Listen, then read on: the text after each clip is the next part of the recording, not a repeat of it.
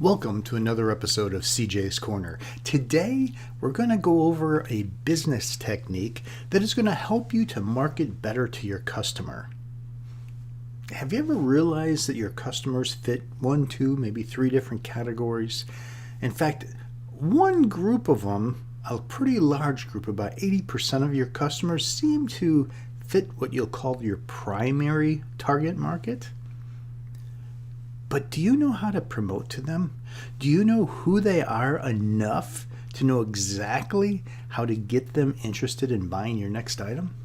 Well, we're going to talk about the story today that builds up who they are so you can have a clear perspective and focus on attracting them to your offer. So without any further ado, let's get the show started.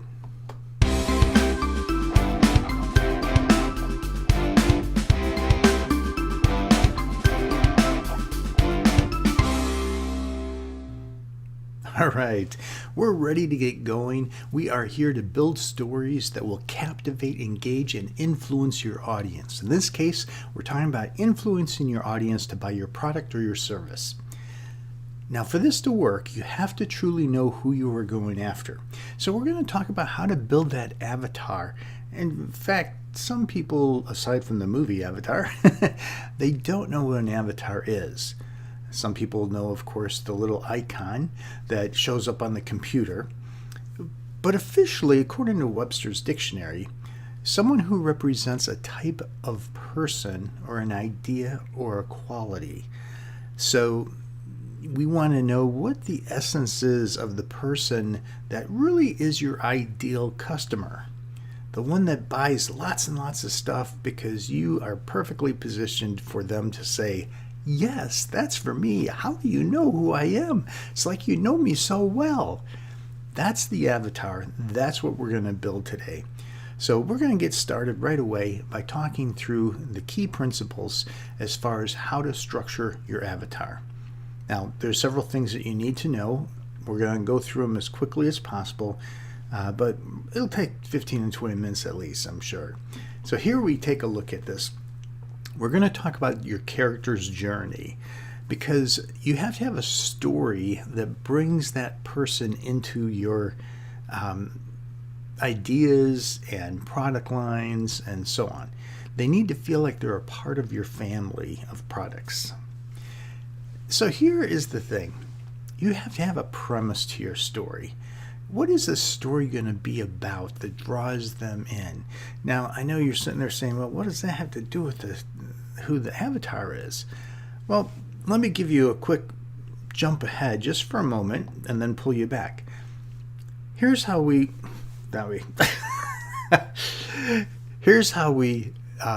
figure out who the person is, their name, their approximate age. Are they 35 to 45, or the gender, is it mostly male, or you sell to non-binaries, or whatever it might be, the height, weight, and so on. Some of that isn't necessary depending on your product, but if you're selling clothing, it's very necessary. So we'll get into that in a little bit, but we have to first talk about what is that offer going to be and who is it meant for? How is it going to get there? How is that person going to change in their journey? Because if you don't have them benefiting in a way where their life improves, why would they want your product? Why would they want it, right? So let's talk about the premises first. Why do you create the product or the service that you create? What is it that you want that person to receive from you, and how are they going to benefit by it? Now, this is a tricky question because, typically what happens a lot of times is people say, oh, well, my product offers this feature and this feature and this feature. We're not talking about features.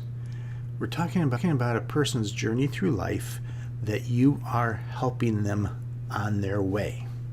You are empowering them by giving them a product or a service that helps further them down their path that they have chosen that they want to go on. So when we're talking about a premises, we're talking about the fact that, let's just say that you know enough about this person, this avatar that you're creating, that they're on a certain type of journey, and you know how to make that journey easier for them. So how are you going to do that? That's your premise. It depends on the industry. There's a gazillion examples out there. But let's say you want to help somebody learn how to tell a story. Oh my gosh, that's what I'm trying to do to help you. So my premise is going to be giving you the tools and the techniques and the ideas or concepts that help you become a better storyteller. Why? Because as you become a better storyteller, your business will grow, your family will be more enriched, the community you serve will see you as a person that is helpful and beneficial to the community, and so on. So, depending on what avatar I create will depend on how I focus what I'm sharing with you. Now, yes, we can have more than one avatar. You can have a primary, you can have a secondary, a tertiary, and so on. But today, let's just focus in on the primary. Let's make sure you have an avatar to start with. So you need to know your premise as far as how is your product going to be beneficial, and what is it going to do for them, and how is all that going to work. Now, the inner journey. The inner journey is next. This is the inner journey that your avatar has to be able to take. When you look at that customer and you see who they start out to be, there has to be some kind of change that happens inside of them to get them to the next level or the next place they want to be. For instance, let's say that I want to become an excellent motor car racer. Okay, what's my inner journey to become that? Well, if I'm just the average guy, I can drive a car and I can drive it fairly fast and control it fairly well. But when you increase the speeds beyond 60, 70, 80 miles per hour, once you get up to 120, 130, 140, it's a different kind of driving. And it requires a lot of confidence. It requires physical strength to be able to hold the wheel steady. There's a lot of issues that you have to face. Those are things that inside I have to change to get there. So if I need more confidence, that's going to be my inner journey. Let's say I have the confidence of an average guy and I want to become a race car driver. I have to build the confidence in my techniques, in my skill levels, whatever it takes, so that I can become a better driver and handle things quicker, fast reaction time. I can do things wiser, know how to exactly angle the corner so I can get the greatest amount of speed without the car starting to tip. There's all kinds of things that need to be learned. That's what you need to do, is say, what is that person's inner journey? Now, a couple of my examples have overlapped when I start talking about skills, because that kind of is more of the practical.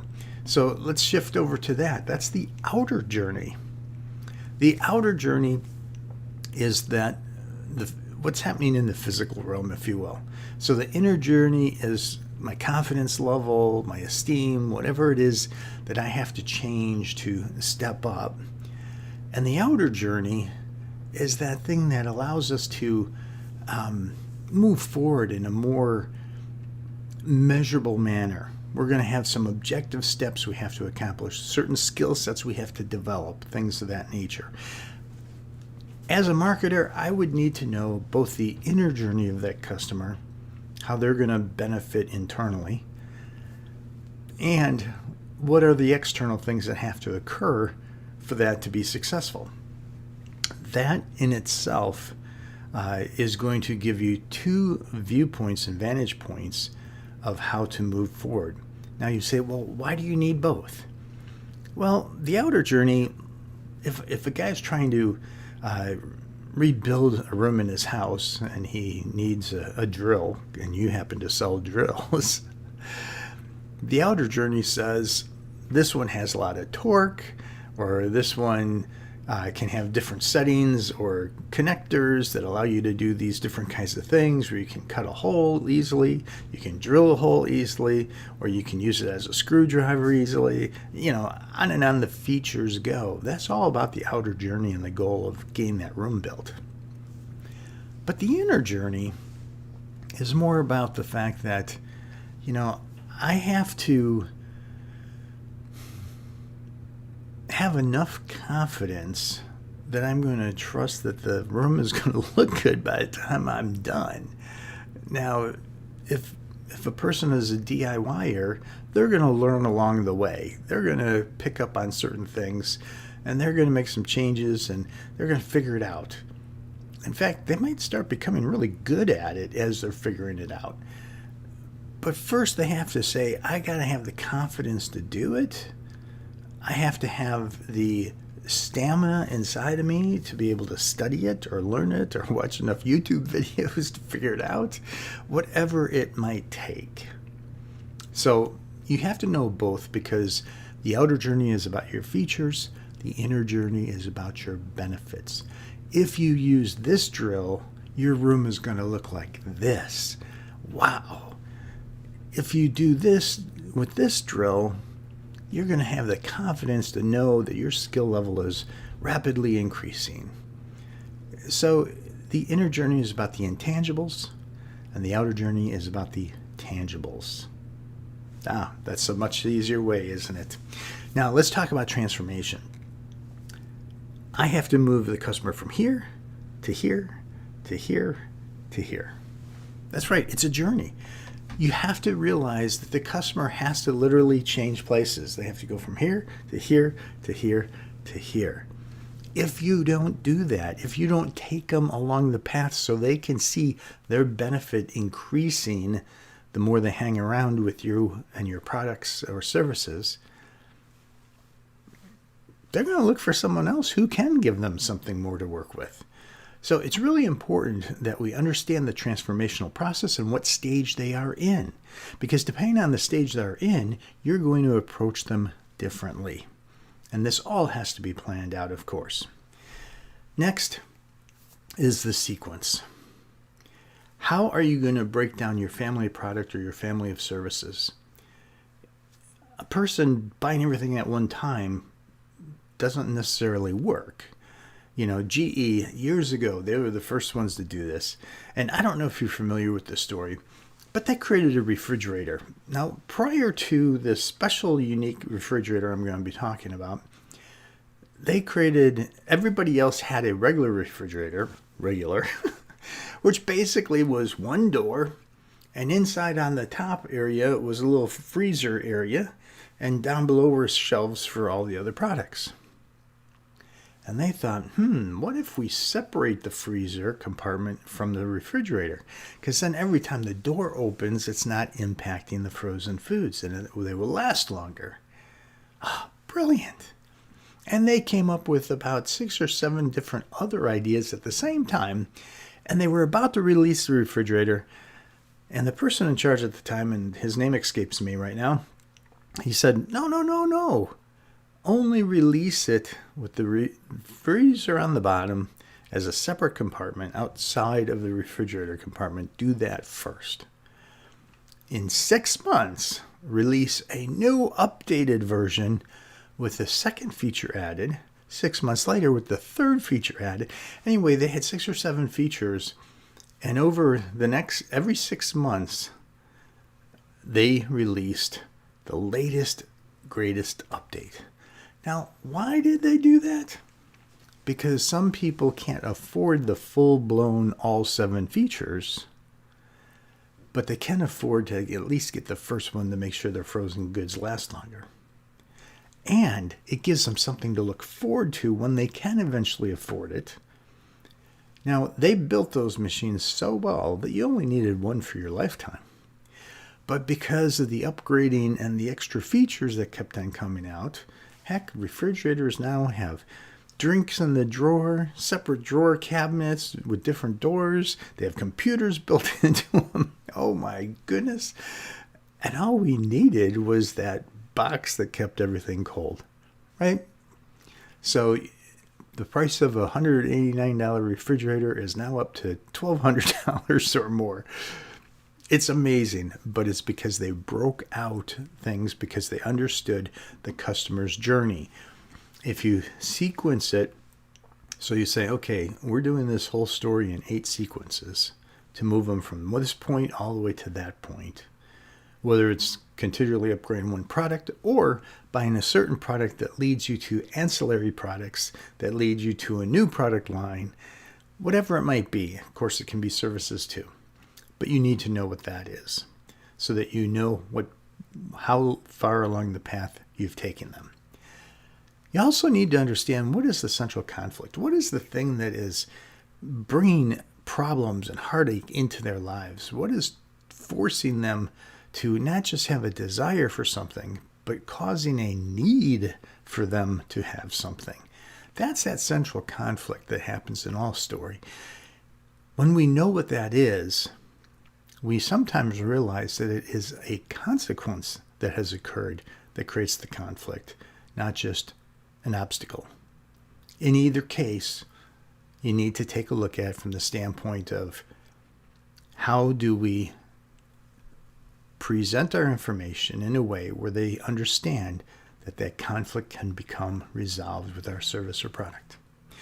Okay, next, we need to understand the Antagonist Transformation. Okay, you're like, wait a second, the antagonist, isn't that the enemy? Yeah, because your main character is your protagonist. They're going to become the person that even promotes your product. They're going to be the good guy, the main character. But sometimes there's a bad guy or a bad character that's causing issues or pain points. You need to know what that is and how you're going to help transform the perception of that bad guy so that they are thankful to have your product. It's that simple. Okay, so let's get into the avatar. You need to know their name. Jane Doe, John Doe, whatever name you want to give them. You want an age, a gender, anything, information about them from a standpoint that you know beyond any shadow of a doubt who they are. Demographics, if you will. You know, where do they live? How much money a year do they make? Things of that nature. But at minimum, you need to kind of be able to visualize who the person is themselves. Once you have that, you move into the development of this character. The development is you kind of assessing who they are. For instance, if you're the Hallmark Channel, you know that you have a bunch of middle-aged women that are your primary viewers, and you know that they love Christmas shows. So you're going to have 40 new Christmas shows you make this year and scatter them out over X number of months to draw in that audience to watch. But are they the popular people, or are they the attractive people, or are they the common people? What kind of person are they, or are they both? You have to figure out, in some way, shape, or form, who are they? How do they dress? Do they have professions? Are they all homemakers? Or are they professional that they come home and kick off their shoes and finally get to relax, and they're going to relax in front of a Christmas movie? You have to decide what kinds of food is in their refrigerator. I mean, are these people that, I don't know, have a bunch of hot dogs and macaroni and cheese? Or do they have steak, filet mignon? You have to decide. Maybe they're a bunch of stir-fry people. You have to get a feel for who these folks are. Why? Because it's important for your product and your services. For instance, using the same thing with the Hallmark Channel. One of the things that a lot of people don't realize is that with the Hallmark Channel, when you watch a Christmas movie, there's always 7 key components that are in every single one of those shows. Now, you might see a variation on them, but for instance, having a gift wrapping scene, or decorating the Christmas tree scene, or drinking a hot chocolate scene. You're getting the idea, right? Some people look at it from the romantic standpoint. There's also elements there that always happen. The almost kiss, right? So when you're watching these shows, you realize that there's certain key elements that these people, the audience, really, really bond with. And you're going to make sure those are salted in, not dumped in, right? You just want a flavor of it, but you want to give them something new. So, understand what's in their refrigerator, where they live, how they live. Here's the key, though. What is it that they want in life? Well, for Hallmark Channel, maybe it's nostalgia. Maybe it's remembering how warm Christmas used to be with the family all over before COVID hit and kept them away. Whatever it might be, you need to know what they want. And here's another step. What do they need? A side note, do they know what it is that they need? That's a tough one. Okay, so just as a side note here, all of this information you need to do both for who your avatar is going to be, but also for who the bad guy is that's opposed to or trying to stop your avatar from succeeding. The reason is you need to be able to have a better understanding of how to help the people with their inner journey and with their outer journey to accomplish their goals. You also need to know how to address what it is that they want and subtly make them understand that you can give them also what they need, because they might not know it. Well, that's an awful lot of stuff in a short period of time. I hope that that was helpful. Of course, you can watch it again and take notes if you need to. But until next time, I just want to wish you a happy holiday season and hope that you have time to figure out who your avatar is so you can aim directly for them and give them the solution they need in life. Have a great day.